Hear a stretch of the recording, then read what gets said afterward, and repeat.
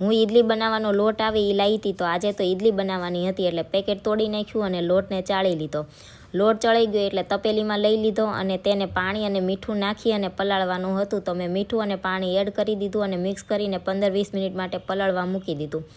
ખીરું સરખી રીતે પલળે ત્યાં સુધી પાણી ગરમ થઈ જાય એટલા માટે મેં ઢોકળિયામાં પાણી લઈ લીધું અને પાણી ગરમ થાય ત્યારે ઢોકળિયું કાળું ના થઈ જાય એટલા માટે એમાં લીંબુ નાખી દીધું અને ધીમા ગેસે પાણી ગરમ કરવા મૂકી દીધું. પાણી 10-15 મિનિટમાં થોડું ગરમ થઈ ગયું હતું અને ખીરું પણ મસ્ત રેડી થઈ ગયું હતું. એમાં ખાવાના સોડા એડ કરવાના હતા એટલે મેં ખાવાના સોડા એડ કરી દીધા અને ઈડલી મૂકવાની હતી એટલે ઈડલીના સ્ટેન્ડમાં મેં તેલ લગાવી દીધું અને સ્ટેન્ડ રેડી કરી દીધું. પાણી મસ્ત ઉકળી ગયું હતું એટલે ઢોકળિયામાં ડીશ મૂકી દીધી અને ઢાંકી દીધું. 15-20 મિનિટ પછી ખોલી અને જોયું તો મસ્ત મજાની ઈડલી બની અને તૈયાર થઈ ગઈ હતી. જોવામાં તો સારી લાગતી હતી પણ ટેસ્ટ કરવી પછી ખબર પડે કે કેવી બની છે કે કેવી નહીં. એટલે મેં એક ઈડલી તોડી અને ટેસ્ટ કરી જોઈ તો બહુ જ મસ્ત ઈડલી બની હતી. ઈડલી તો સારી બની હતી પણ ઈદડા કેવાક બને છે એ જોવાનું હતું એટલે હારવાર ઈદડા પણ બનાવી નાખ્યા. પણ ઈદડા થોડાક ઓછા સારા લાગ્યા. વિડીયો ગમે તો લાઈક કરજો, ચેનલને કરી દો સબસ્ક્રાઈબ.